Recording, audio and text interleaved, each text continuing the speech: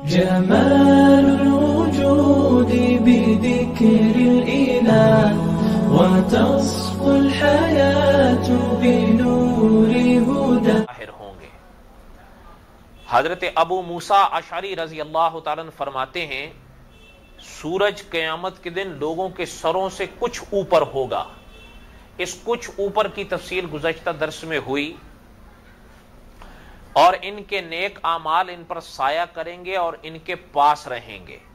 حضرت ابو ہریرہ رضی اللہ تعالیٰ عنہ روایت فرماتے ہیں کہ جناب رسول اللہ صلی اللہ علیہ وسلم نے ارشاد فرمایا 7 قسم کے لوگوں کو اللہ تعالی اپنے سائے میں جگہ دیں گے. یہ یاد رکھیے گا حدیث شریف میں جہاں یہ ذکر فرمایا جاتا ہے کہ کچھ اعمال ایسے ہوں گے کہ قیامت کے دن ان اعمال کی وجہ سے انسان اللہ کا سایہ حاصل کرے گا. تو اس کا معنی علماء یہ کرتے ہیں کہ اللہ کے عرش کا سایہ ملے گا. کیا معنی کرتے ہیں؟ اللہ کے عرش کا سایہ ملے گا. حضور صلی اللہ علیہ وسلم نے فرمایا 7 قسم کے لوگ ہوں گے جن کو اللہ تعالی اپنے سائے میں جگہ دیں گے، یعنی کہ جس دن اس کے سائے کے سوا اور کوئی سایہ نہ ہوگا.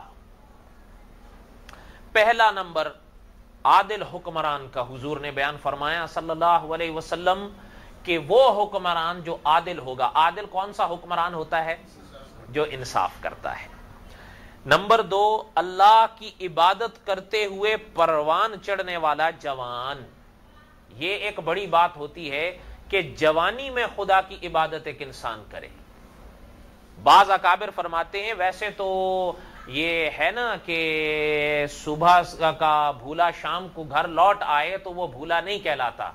چلیں بڑھاپے میں بھی آ گیا تو بہرحال آ تو گیا.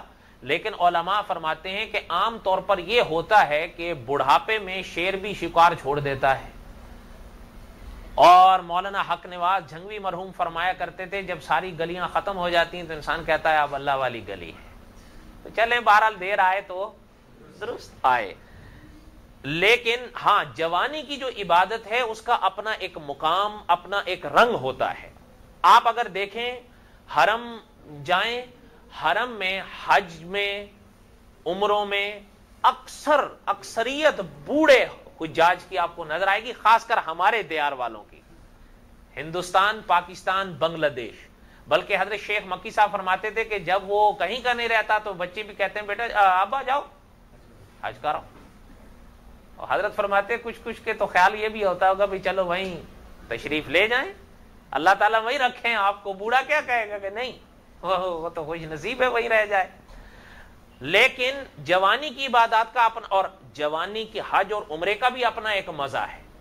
باوجود ان تمام سہولتوں کے جو اب مملکت کی طرف سے پیش کی جاتی ہیں اس کے باوجود بھی کوئی حاجی یہ نہیں کہہ پاتا کہ مجھے کوئی تکلیف نہیں ہوئی حج میں. اس لیے کہ جوں جوں سہولتیں بڑھ رہی ہیں ویسے ویسے رش بھی بڑھ رہا ہے. حضور صلی اللہ علیہ وسلم کے زمانہ اقدس میں حاجیوں کی تعداد کچھ اور تھی، اس لیے کہ اس زمانے میں لوگوں کی تعداد کچھ اور تھی، اور اب لوگوں کی تعداد کچھ اور ہو گئی ہے. یعنی آج سے تقریباً سن 2000 کے قریب جب حج ہوا تو تقریباً جس دن حاجی مینا میں جاتے ہیں تو مملکت کی طرف سے ان کی تعداد ایشو ہوتی ہے اخبارات میں کہ کتنے حاجی آئے ہیں. اس سمے جو مملکت کی طرف سے ایشو ہوا اخبارات میں آیا تو اس سمے حاجیوں کی تعداد 30 لاکھ تھی. اب اور بڑھ رہی ہے، آنے والے سالوں میں اور بڑھے گی. اور یہ ایک بڑی عجیب بات ہے کہ عبادات کے لیے نیتیں ہوتی ہیں کہ انسان نیت کر کے عبادت کرے گا. جیسے نماز کی ہے، شروع کرنے سے پہلے نیت کرے گا. اب کہیں بھی آپ غور کریں تو یہ نیت اکابر کے حوالے سے، حدیث شریف کے حوالے سے، علماء کے حوالے سے اگر کتابوں میں ملتی ہے تو حج و عمرے کی ملتی ہے کہ یا اللہ آپ میرے اس حج کو قبول فرمائیں اور میرے لیے اس کو آسان فرمائیں.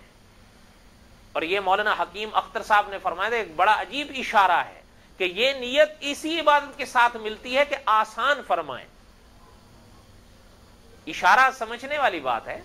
تو بہرحال کہنے کا مقصد یہ تھا کہ جوانی کے جو عبادت ہے اس کی لذت اپنی ہے.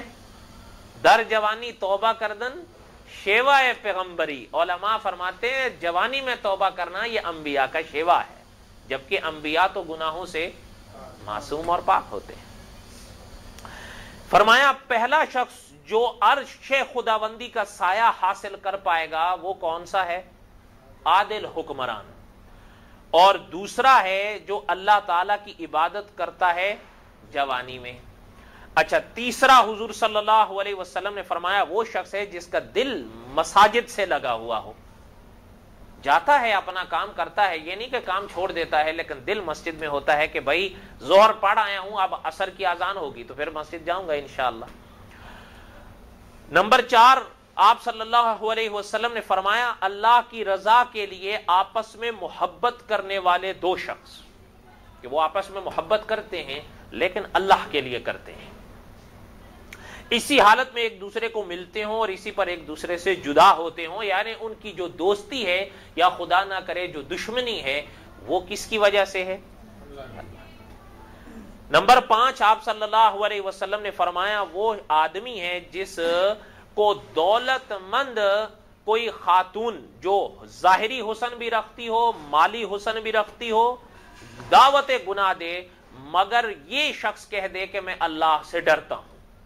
آپ صلی اللہ علیہ وسلم نے فرمایا کہ یہ شخص بھی عرش خداوندی کا سایہ اس دن حاصل کرے گا کہ جس دن اس عرش خداوندی کے سائے کے سوا کوئی سایہ نہیں ہوگا، اور سورج 1 میل کی بقدر کھڑا ہوا ہوگا.